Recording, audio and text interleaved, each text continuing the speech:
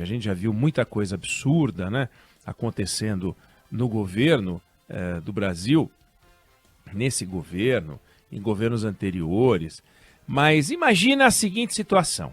O vice-presidente Hamilton Mourão decide ser um discurso descendo a botina na política econômica do ministro Paulo Guedes. Mas aí começa a falar e briga e xinga o Paulo Guedes, sendo que já tinha falado barbaridades do Paulo Guedes, esculhambado o Paulo Guedes, o tempo inteiro batendo no Paulo Guedes. Aí, em função desse discurso, no momento em que o discurso está acontecendo, irritado com o que está ouvindo, o Paulo Guedes resolve pedir demissão. Acabou, chega, não quero mais.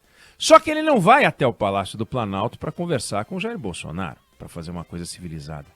Ele abre a página dele numa rede social e publica a carta de demissão, uma extensa carta de demissão. E o Bolsonaro fica sabendo junto com todo mundo que ele acabou de perder só o ministro mais importante do governo dele por causa das críticas do vice. Isso vira uma confusão. Aí, para ficar mais completo, o Bolsonaro tem que escolher um novo sucessor para o Paulo Guedes. Aí ele escolhe alguém que é ligado ao Hamilton Mourão. Olha só, parece absurdo. A gente não viveu isso no Brasil, embora a gente tenha vivido coisas absurdas, mas foi exatamente o que aconteceu no final de semana na Argentina. O ministro da Economia, Martín Guzmán, ele renunciou ao cargo nesse final de semana e o motivo é que tem uma briga pesada entre o grupo político do presidente Alberto Fernandes e o grupo político da vice-presidente Cristina Kirchner, que é quem manda, quem tem poder político. O Alberto Fernandes não tem.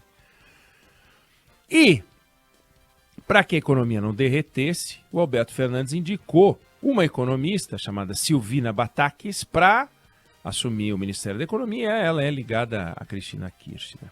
Ele tentou uns 4, 5 nomes antes, tentou até o presidente da Câmara, mas ninguém quis. E aí acabou saindo com um nome para ver se a coisa funciona. Bom, por que eu estou falando de um absurdo, total absurdo, e quando eu coloquei os personagens brasileiros, deu para a gente ter uma ideia do absurdo que seria.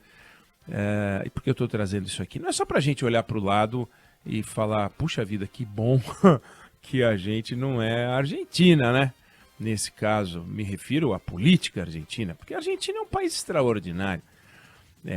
Quem já teve o privilégio de ir para lá, um lugar maravilhoso, um lugar bonito, de norte a sul, para onde você vai, é um espetáculo. Mas vive um desarranjo econômico incrível. A Argentina, ela sempre foi um ponto de interesse para o Brasil, porque as coisas que acontecem lá ou aconteceram lá, muitas delas aconteceram aqui um pouco depois. Hiperinflação, congelamento de preços. E o desajuste econômico que eles vivem, a gente não vive. Mas algumas coisas que eles fazem lá, que os nossos governantes querem fazer aqui, é bom a gente saber o que acontece no campo econômico. E alguns descuidos graves que a gente comete aqui, também a gente é bom ver o que acontece quando vai para o limite lá. Então, começando pelo limite desse que eu descrevi, a Argentina chegou num patamar de institucionalidade tão baixa, mas tão baixo, que aconteceu o que eu acabei de descrever e tudo bem. E mais, hein? Já estão falando que o Alberto Fernandes não chega até o fim do governo. Não é que ele não se reelege, que ele não chega até o fim do governo. Ele tomou posse em dezembro de 19 e o governo dele vai até o final do ano que vem.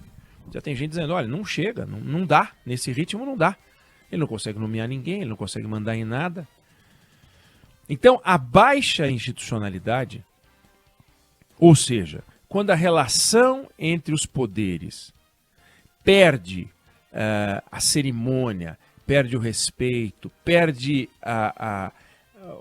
o verniz constitucional, porque tudo está previsto na Constituição, essa relação entre os poderes, a coisa desanda. E a gente aqui namora com isso feio. Não tão feio quanto na Argentina, mas a gente namora com isso. Olha o que acontece quando vai para o limite. É o presidente atacando o Supremo Tribunal Federal, é o Supremo Tribunal Federal se sentindo à vontade para dar as cartas em áreas que são do Legislativo, é o Legislativo se comportando como Executivo, e se comportando como Executivo sem a responsabilidade do Executivo, né? Vai lá, faz o que quer com dinheiro público e se estourar, estoura no colo do Executivo. Então é uma desorganização que a gente tem. A gente não tem um plano de governo, claro. Ninguém sabe para onde o Brasil está indo, de verdade. É no gogó. Ah, eu quero isso, eu quero aquilo, eu quero isso, eu quero aquilo, mas ninguém sabe. As coisas não se dão em torno de um projeto. E a Constituição já foi para o vinagre, né? Com essa decisão, com essa emenda constitucional que foi feita, essa PEC kamikaze que foi aprovada no Senado e que vai para a Câmara e que vai ser aprovada essa semana, provavelmente, é uma coisa inacreditável. É proibido fazer a criação de benefícios em ano eleitoral. E eles criaram. Aí eles argumentam que o Brasil vive um estado de emergência que não vive. Não há estado de emergência nenhum. A economia está melhor do que estava no começo do ano. O desemprego está menor do que estava no começo do ano. Então criaram um negócio artificial pra caramba.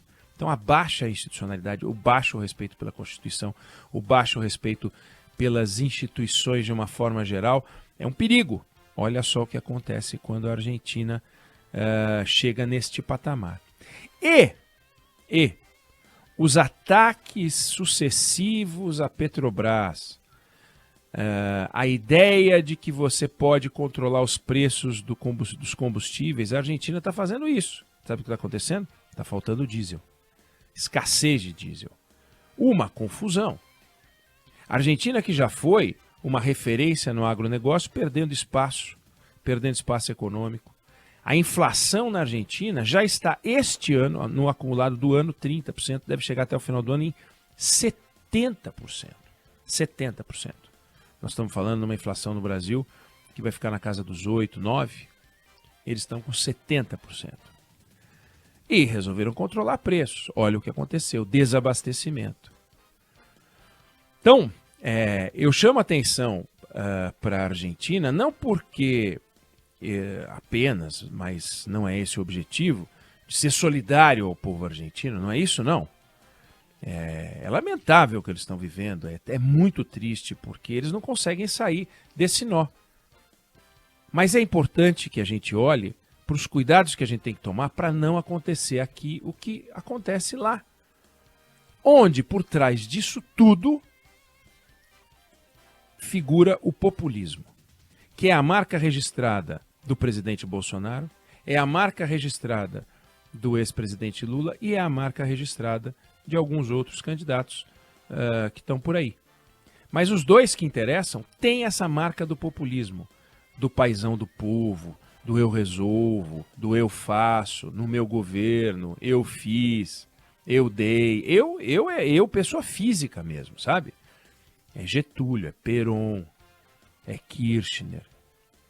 É um negócio complicado que a gente tem que conter e que nós, como eleitores, temos que ficar atentos para a gente não cair nessa loucura de achar que existem governantes capazes de tomar decisões pessoais e que ajudem a população, o povão. Não é assim, não. E para isso a gente tem que ter instituição forte, institucionalidade, que é a relação entre as instituições, que no Brasil está esgarçado e que na Argentina se foi completamente. Então é o alerta que eu queria fazer hoje, 4 de julho, iniciando o mês de julho, o primeiro dia útil, é o primeiro dia útil, né? O segundo dia útil de julho, mas estamos começando. Julho, agosto, setembro, 3 meses da eleição, né? A eleição vai ser no dia 2 de outubro.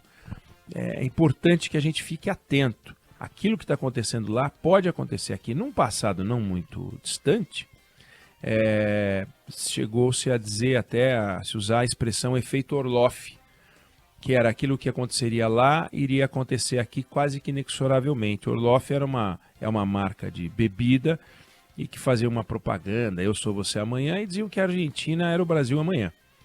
Por sorte, o Brasil não está virando a Argentina no campo econômico, o Brasil não está virando a Argentina no campo político, mas a gente namora perigosamente com alguns erros que tornaram a Argentina o que a Argentina está virando, ou virou.